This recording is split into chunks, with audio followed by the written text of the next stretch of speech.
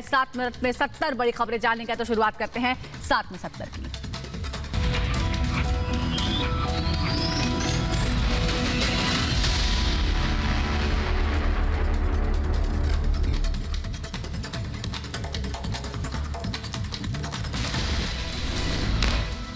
Republic के opinion poll में BJP को बम्पर बढ़त। यूपी में बीजेपी को 252 से 272 सीटें मिलने का अनुमान। जनता की पहली पसंद बनी बीजेपी।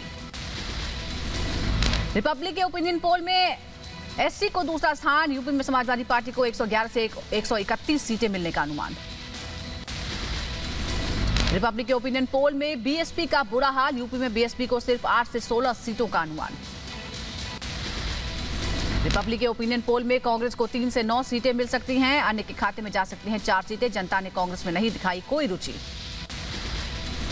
सर्वे में मिले वोट प्रतिशत को बीजेपी अगर 2% ज्यादा वोट मिलते हैं तो सपा को 2% वोट कम मिलते हैं और बीजेपी 300 का आंकड़ा पार कर सकती है। बीजेपी गठबंधन को 302 से 314 तक सीटें मिल सकती हैं। सर्वे के मुताबिक अगर समाजवादी पार्टी को 33.1% वोट से 2% वोट कम मिले तो सपा को 65 से 75 सीटें मिल सकती हैं। रिपब्लिक और पी मार्क के सर्वे के मुताबिक बीजेपी को पूर्वांचल में 73 से 93 सीटें मिल सकती हैं, जबकि सपा को 32 से 48 और बीएसपी को 4 से 6 सीटें मिलने का अनुमान है। रिपब्लिक भारत के सर्वे में अवध में बीजेपी गठबंधन को 76 से 88 सीटें मिलने का अनुमान, जबकि सपा को 30 से 38 और बीएसपी को 0 से 2 सीटें मिल सकती हैं। सर्वे के मुताबिक पश्चिमी यूपी में बीजेपी को इस बार 75 से 87 सीटों पर जीत का अनुमान है, जबकि सपा को 40 से 52 और बीएसपी को 4 से 6 सीटें मिल सकती हैं। बुंदेलखंड की जनता की पहली पसंद बनी बीजेपी। बुंदेलखंड में बीजेपी को 14 से 18 सीटों का अनुमान है। एसपी को 1 से 5 सीटें मिल सकती हैं। 2017 के चुनाव परिणामों में बीजेपी को पूर्वांचल से 130 सीटें मिली थी, जबकि समाजवादी पार्टी को 14 और बीएसपी को सिर्फ 10 सीटें मिली थी। 2017 के यूपी चुनाव परिणामों में अवध क्षेत्र की 118 सीटों में से बीजेपी को 97 सीटें मिली थी, जबकि समाजवादी पार्टी को 12 और बीएसपी को सिर्फ 6 सीटें मिली थी। पश्चिमी यूपी की 136 सीटों में से बीजेपी को सबसे 109 सीटें मिली, जबकि सपा को 21 और बीएसपी को मात्र 3 सीटें मिली, जबकि बुंदेलखंड में बीजेपी ने दूसरे दलों का पूरी तरह सफाया करते हुए सभी 19 सीटें जीती। रिपब्लिक भारत और पी मार्क के सर्वे में सीएम योगी के कामकाज को लेकर 50% से ज्यादा लोगों ने सहमति जताई, जिनमें 18% ने बहुत अच्छा, 38% ने अच्छा कहा, जबकि 25% लोगों ने सीएम योगी के कामकाज को औसत कहा। पीएम मोदी के कामकाज को 60% लोगों ने ज्यादा अच्छा बताया, जिसमें 34% लोगों ने कहा कि पीएम मोदी का काम बहुत अच्छा है, जबकि 28% ने इसे अच्छा, सिर्फ 14% ने पीएम के काम से नाखुशी जताई। यूपी में सीएम के लिए जनता की पहली पसंद बने योगी आदित्यनाथ। 41.2% लोगों ने योगी को पसंद किया। वहीं अखिलेश यादव को 29.4% लोगों ने अपनी पसंद बताया। सर्वे में 13% लोगों ने मायावती को मुख्यमंत्री का पसंदीदा चेहरा कहा, जबकि सिर्फ प्रियंका गांधी को 6% और जयंत चौधरी को 1% लोगों ने ही अपनी पसंद माना। सर्वे में बीजेपी विधायकों के प्रति लोगों में दिखी नाराजगी। बीजेपी विधायकों के कामकाज से संतुष्ट होने के सवाल पर 54% लोगों ने कहा कि वो बीजेपी विधायक के कामकाज से संतुष्ट नहीं है, जबकि 38% लोग संतुष्ट दिखे। रिपब्लिक के ओपिनियन पोल में उत्तराखंड में एक बार फिर सरकार बनाते दिख रही बीजेपी। उत्तराखंड में बीजेपी को 36 से 42 सीटें मिलने का अनुमान। उत्तराखंड में कांग्रेस को 23 से 31 सीटें मिलने का अनुमान है, जबकि आप और अन्य के खाते में जा सकती हैं 2 से 3 सीटें। देवभूमि उत्तराखंड के सर्वे में फिर से बीजेपी को 39.9% वोट मिल सकते हैं, जबकि कांग्रेस को 37.5% वोट मिलने का अनुमान है। उत्तराखंड में आम आदमी पार्टी को 13.1% वोट मिल सकता है, जबकि 9.5% वोट मिलने का अनुमान बीएसपी को है। उत्तराखंड की जनता ने बीजेपी को काम को पसंद किया है। 20% लोगों ने बीजेपी के काम को बहुत अच्छा बताया, तो वहीं 36% लोगों ने काम को सामान्य कहा। उत्तराखंड में सीएम के लिए जनता की पहली पसंद बने हरीश रावत। 37% लोगों ने रावत को किया पसंद। वहीं बीजेपी के धामी जनता की दूसरी पसंद। रिपब्लिक के ओपिनियन पोल में पंजाब में आपको बढ़त, आपको मिल सकती है 50 से 56 सीटें, तो वहीं कांग्रेस को 42 से 48 सीटें मिलने का अनुमान। सर्वे में शिरोमणि अकाली दल 15.8% वोट के साथ 13 से 17 सीटों पर जीत सकती है। बीजेपी और उसके सहयोगी संगठनों को 5.7% वोट के साथ 1 से 3 सीटें मिलने का अनुमान है। पंजाब में कांग्रेस के काम को 34% लोगों ने बताया अच्छा, तो वहीं 39% लोगों ने बताया औसत। पंजाब में सीएम के लिए चरणजीत सिंह चन्नी जनता की पहली पसंद, 29.7% लोगों ने किया चन्नी को पसंद। भगवंत मान सीएम के लिए दूसरी पसंद। रिपब्लिक ओपिनियन पोल में गोवा में बीजेपी को बढ़त, बीजेपी को 16 से 20 सीटें मिलने का अनुमान है, तो वहीं कांग्रेस के खाते में 9 से 13 सीटें जा सकती हैं।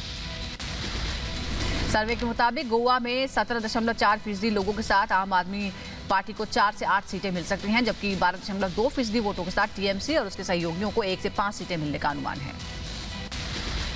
गोवा की जनता ने बीजेपी के काम को पसंद किया है, 29% लोगों ने बीजेपी को बढ़िया बताया, तो वहीं 21% लोगों ने बताया औसत।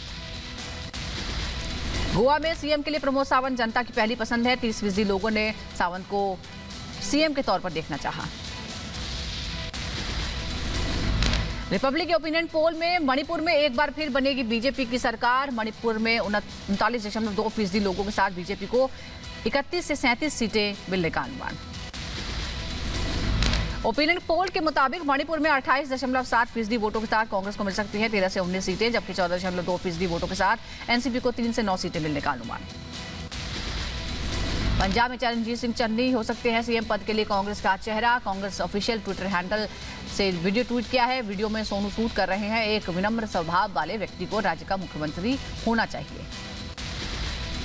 पंजाब में आम आदमी पार्टी के मुख्यमंत्री पद के नाम की आज घोषणा हो सकती है। आज दोपहर 12 बजे सीएम केजरीवाल करेंगे ऐलान। पंजाब में टिकट नहीं मिलने से नाराज अपने भाई मनोहर सिंह से बात करेंगे पंजाब के सीएम चन्नी। बसी पठाना सीट से टिकट न मिलने से नाराज हैं चन्नी के भाई मनोहर सिंह। पंजाब कांग्रेस अध्यक्ष नवजोत सिंह सिद्धू का दिल्ली के सीएम केजरीवाल पर तीखा हमला। केजरीवाल को प्रवासी पक्षी बताते हुए कहा, केजरीवाल कई राज्यों में जाकर झूठे वादे करके लोगों को लुभाते हैं और कभी कभी दिल्ली वापस आ जाते हैं।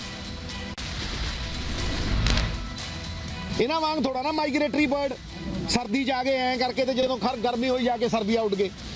ये तो माइग्रेटरी बर्ड है। केजरीवाल पॉलिटिकल टूरिस्ट है। मैं कहना पॉलिटिकल टूरिस्ट है, माइग्रेटरी बर्ड है। पंजाब चुनाव पर इलेक्शन कमीशन का बड़ा फैसला। पंजाब में चुनाव की तारीखें बदल दी गई हैं। अब 20 फरवरी को होगा मतदान, पहले 14 फरवरी को रखी गई थी तारीख। कांग्रेस नेता अलका लांबा का दावा, चुनाव आयोग ने सीएम चन्नी की अपील पर चुनाव की तारीख पर विचार किया है। कहा, चन्नी ने सबसे पहले रविदास भक्तों का मुद्दा उठाया था। पंजाब चुनाव से पहले फिर लगा कांग्रेस को झटका। पंजाब के पूर्व कैबिनेट मंत्री फिल्लौर ने थामा शिरोमणि अकाली दल का दामन। विदेश राज्य मंत्री मीनाक्षी लेखी का सीएम केजरीवाल पर हमला। कहा, आम आदमी पार्टी को बताया अराजक पार्टी, बीजेपी में हर फैसला लोकतांत्रिक तरीके से होता है, ये भी कहा। दिल्ली में यूपी चुनाव को लेकर बीजेपी का मंथन जारी है। बीजेपी मुख्यालय में आज भी अहम बैठक होगी। बैठक में सीएम योगी समेत गृहमंत्री अमित शाह, बीजेपी अध्यक्ष जेपी नड्डा भी रहेंगे। बीजेपी के खिलाफ अखिलेश यादव का अन्य संकल्प, साथ ही किसानों पर अन्याय करने वालों को हटाने और हराएंगे का वादा किया। अखिलेश के अन्य संकल्प पर सीएम योगी ने साधा निशाना। कहा, दंगाइयों का साथ देने वाले आए अन्नदाता के साथ, मौसम से ज्यादा दंगों ने पहुंचाया किसानों को नुकसान।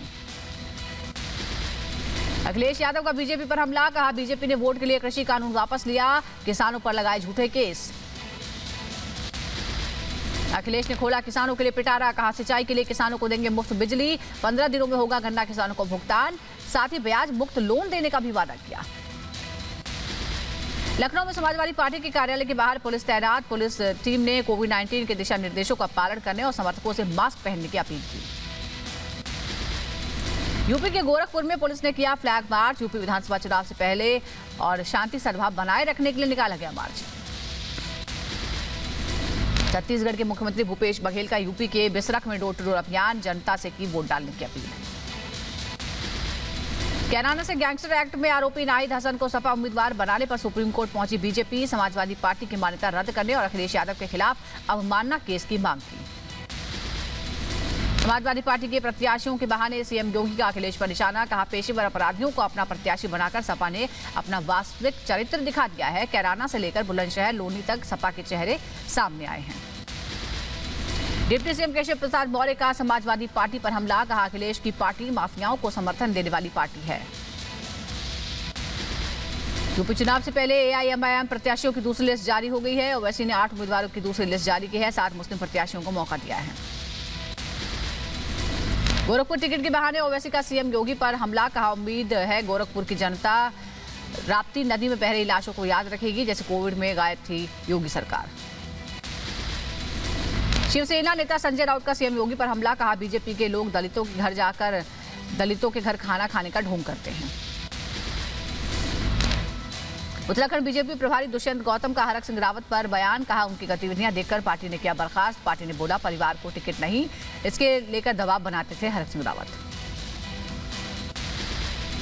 बीजेपी प्रदेश अध्यक्ष मदन कौशिक का हरक सिंह रावत पर आरोप, कहा 2 से 3 टिकट का दबाव बना रहे थे हरक सिंह रावत। पार्टी का अनुशासन खराब करने का लगाया आरोप। हरक को हटाने पर उत्तराखंड बीजेपी अध्यक्ष मदन कौशिक का बयान, कहा पिछले कई दिनों से शिकायतें आ रही थी इसलिए की गई है कार्रवाई। हरक सिंह रावत पर केंद्रीय मंत्री मुख्तार अब्बास नकवी का बयान, कहा 5 सालों तक हरक सिंह रावत ने सत्ता का लाभ लिया, बीजेपी विकास को लेकर आगे चलती है। हरक सिंह रावत के कांग्रेस में आने पर बोले हरीश रावत, कहा अगर कोई आना चाहे तो उसका स्वागत है, पार्टी जो भी निर्णय करेगी सब विचार करेंगे। पीएम मोदी बीजेपी कार्यकर्ताओं से संवाद करेंगे। आज सुबह 11 बजे होगा संवाद कार्यक्रम। नमो ऐप के जरिए काशी के कार्यकर्ताओं को देंगे जीत का मंत्र। पीडीपी अध्यक्ष महबूबा मुफ्ती का बीजेपी पर निशाना, कहा बीजेपी से छुटकारा पाना ब्रिटिश शासन से आजादी पाने से ज्यादा बड़ी बात है। हिंदुस्तान के लोगों को मौका मिला इस मुल्क को आजाद करने का अंग्रेजों से, और आज हमें मौका है बीजेपी से जान छुड़ाने का। गोवा विधानसभा चुनाव के लिए शिवसेना और एनसीपी के बीच सीट बंटवारे पर आज बात होगी। गोवा में कांग्रेस दोनों पार्टियों से गठबंधन करने के बजाय अकेले चुनाव लड़ रही है। लखीमपुर खीरी हिंसा मामले में आरोपी आशीष मिश्र की जमानत अर्जी पर सुनवाई आज। हिंसा में हुई 8 लोगों की मौत मामले में मुख्य आरोपी है आशीष मिश्र। महाराष्ट्र के पूर्व गृह मंत्री अनिल देशमुख की डिफॉल्ट जमानत याचिका पर कोर्ट आज सुनवाई करेगी। मनी लॉन्ड्रिंग मामले में जेल में बंद हैं देशमुख। सचिन वाजे ने खटखटाया दिल्ली हाईकोर्ट का दरवाजा, उन पर लगे यूएपीए के आरोप के फैसलों को दी चुनौती। केंद्र के एएसजी ने याचिका का किया विरोध, कोर्ट ने मामले को अगले सोमवार तक स्थगित किया। गोवा विधानसभा चुनाव के लिए 19 जनवरी को जारी होगी बीजेपी प्रत्याशियों की लिस्ट। 14 फरवरी को गोवा में मतदान है।